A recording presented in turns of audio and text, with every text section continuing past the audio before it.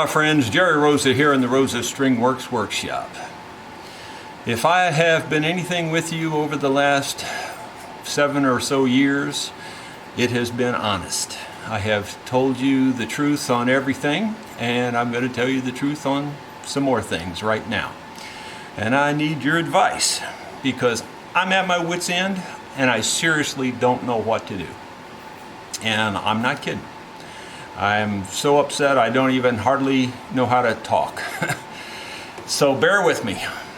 I've had a couple of instruments that I've built, custom instruments, only 2 really, that the customers have not been satisfied.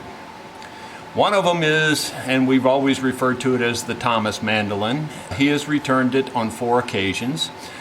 The first occasion was absolutely 100% legitimate. It was my bad, all my fault.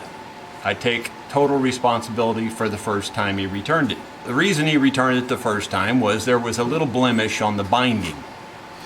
And it was around on the bottom side of the fretboard binding. The binding had just gotten thin in one spot. Wasn't real noticeable, but he noticed it and he didn't like it.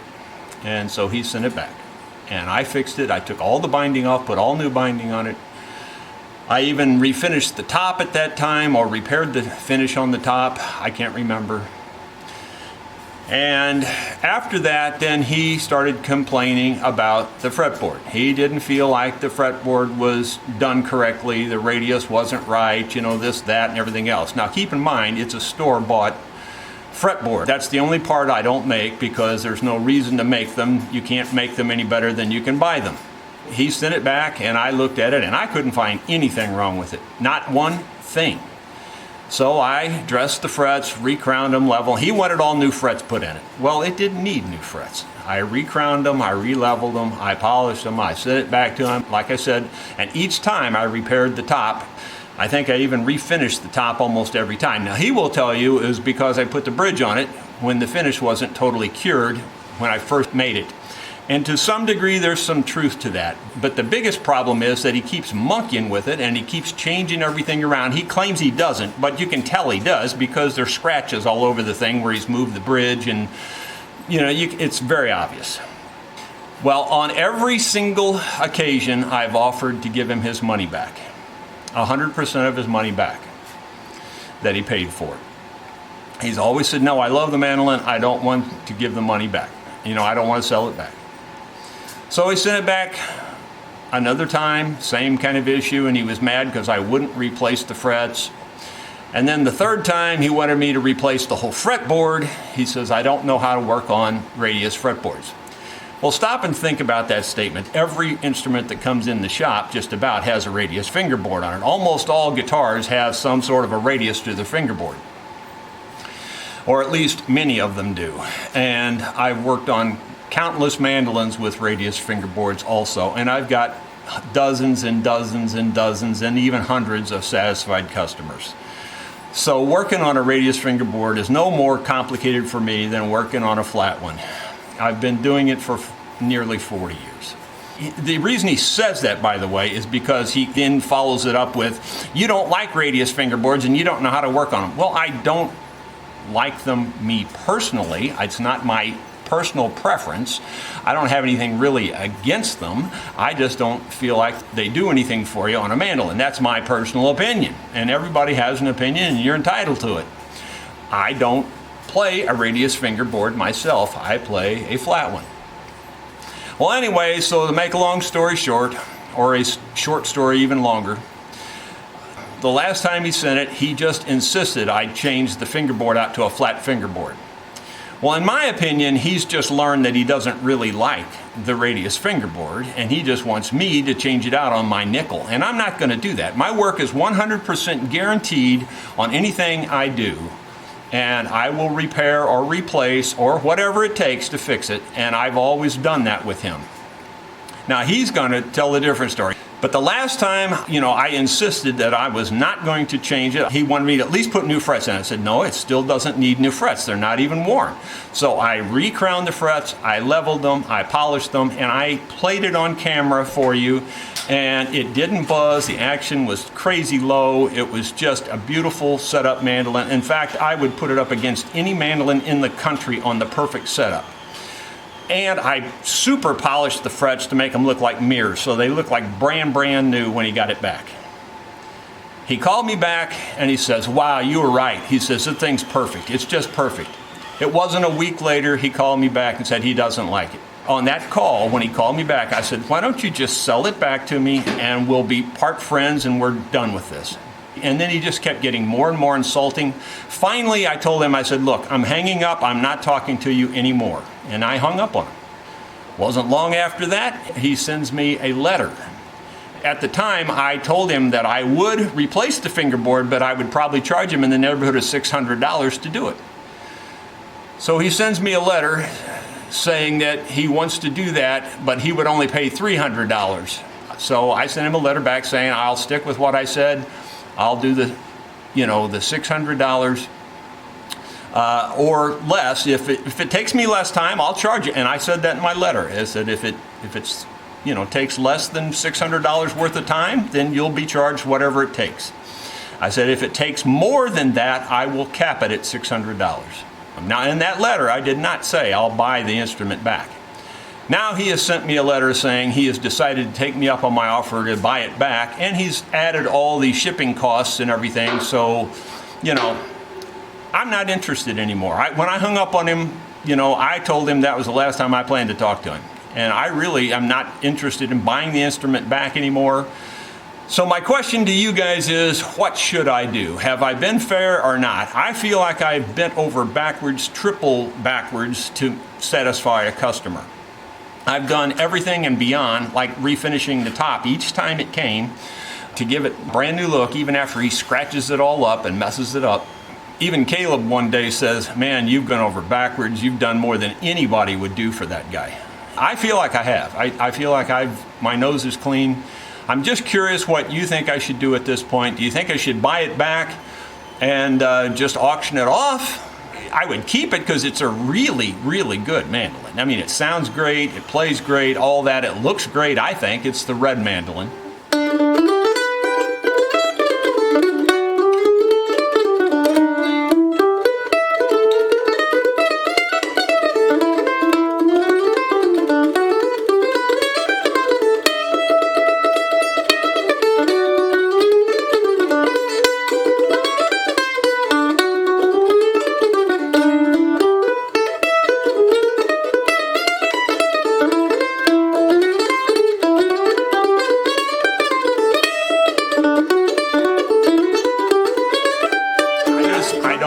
Have a need for the radius fingerboard myself, so it's not one I would play. And I don't feel like changing it out just to play it because I've got my own mandolin right now that I can play. I don't have to change it out, So there's no real benefit for me to own it, but I could buy it back and then auction it off, and somebody would probably get a real good deal on a great mandolin. It's an awesome mandolin. So let me know what you think I should do. Okay, so that's problem number one. Problem number two is not nearly as severe. This customer is super, super nice, very polite, but I still have a problem, and I'm not sure just how to handle this either. I've offered to buy the Carolina Rosa guitar back. This is the second time it's been back in the shop. Personally, I think it's perfect. I mean, in fact, I think it's better than perfect. He doesn't like it because he looks at it and he thinks the strings are going up like this. And I'm exaggerating, of course. He thinks the strings are going up like this to the neck. When I look down the neck, I can tell you for sure the neck has a proper angle to it. I have cut the bridge down some. The bridge is low. The saddle is low, but I have the action set crazy low. You won't even believe how low this action is. The action on the bass strings is only 70 thousandths on an acoustic guitar. And on the treble strings, it's only 60 thousandths. But he doesn't like it because he thinks it's going up like this. That's his perception. I don't see it that way. Like I said, he's being super nice about it. but he doesn't want to sell it back. He loves the guitar, he says. So I'm not sure how to handle this one either. He feels like it needs a neck reset. I truly do not think it needs a neck reset at all. What I think I could do, because he feels like the saddle should sit up higher than the bridge, what I could do is raise the saddle some. That would actually raise this just a little bit and still be way within tolerance. I don't really know what else to do at this point. You know, it's a great guitar. I love the guitar. It sounds awesome. So here's what the guitar sounds like. This is without having modified it at all.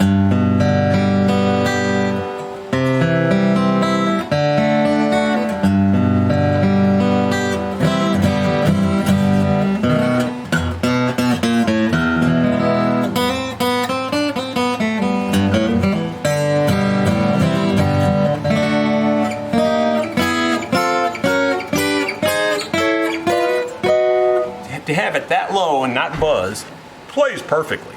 Plays like an electric guitar. I truly don't know what he's dissatisfied about. Like I said, he's been super nice about it, but I really don't know what to do. He won't sell it back to me. I would just soon buy it back and have a happy customer and we part friends. You know, that's the way I would just soon do it. But he doesn't seem to want to do that. It doesn't need a neck reset in my opinion. Like I said, the action is crazy low on this thing. You can't get action that low if it needs a neck reset. Take a look and I'll prove you the action is that low. People always ask about this gauge. This is an in-size brand and the number is 4630-1E. It measures in thousandths of inches from 10,000 up to 150 thousandths. So I slide it in here at the 12th fret and I start tapping. And I'm actually touching it 60 thousandths on the E. Right there. So you can see the string is not going down and that's 60 thousandths right there.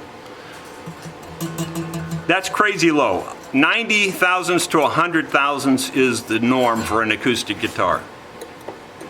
This one on this side is 50 thousandths. Yeah, it's right on 50 thousandths. So I mean, that's crazy low.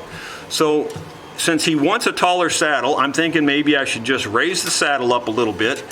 That'll raise this up a little bit, but it'll still be way within tolerance. But that's about the only thing I can think to do. So my friends, I really feel like I'm between a rock and a hard space with both of these problems. And I really honestly don't know what to do. And I don't know if I'm in the wrong or what, but I seriously think this is one of the finest guitars on the planet. It's just unbelievable. Got the clearest tone. The intonation is absolutely spot perfect on. You couldn't do one much better than this. So I'm just curious what your suggestions would be. I really like to hear from you. I'm building a 12 string for a fellow over in Scotland right now. And that might be the last guitar I ever build for sale. I've got several people in that have already paid deposits for instruments, but honestly, I just can't hardly deal with this kind of, critique or criticism anymore. And I'm too old, and my arthritis is too painful, and I'm over it, So I'm sorry to complain and whine here, but I don't know what else to do. And I really, these things go to my heart. I mean, they really do. I don't want a dissatisfied customer out there at all. And that's why I offered to buy them back. Even after the Thomas mandolin's at least 5 years old, and I'm still willing to pay him his money, full refund. Because truly, I don't see anything wrong with his mandolin. In fact, I would put it up against any mandolin in the country on setup. All right, I've rambled long enough and I've whined long enough. I apologize for that. Thank you for watching. I hope you'll offer some reasonable feedback. Thank you.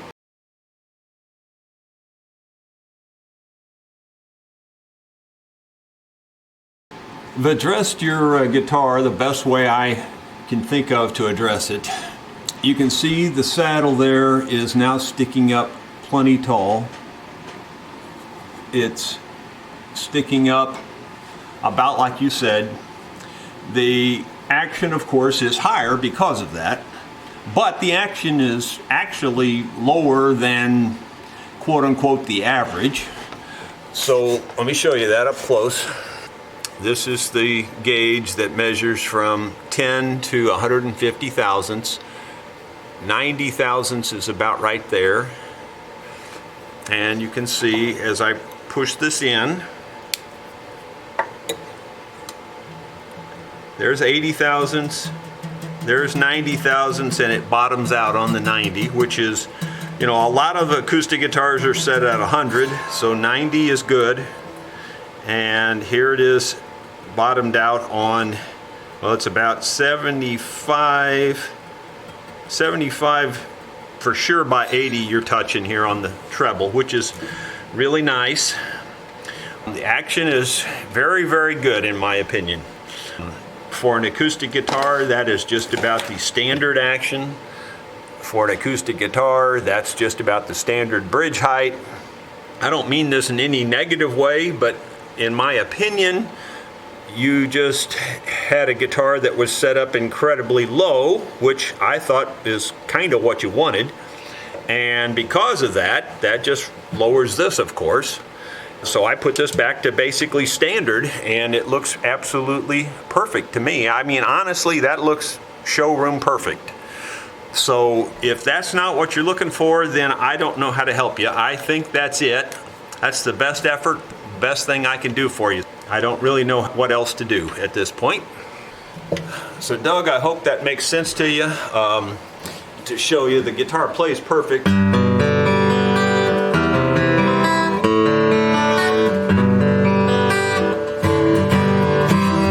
Actually, it probably has a little bit more punch this way.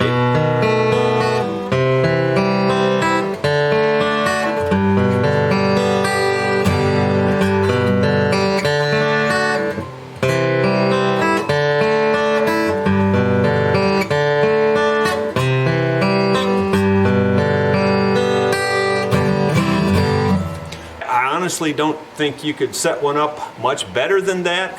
If you're looking for that standard setup, I guess I had the impression you really wanted a very, very low setup, and so that's what I set it up for.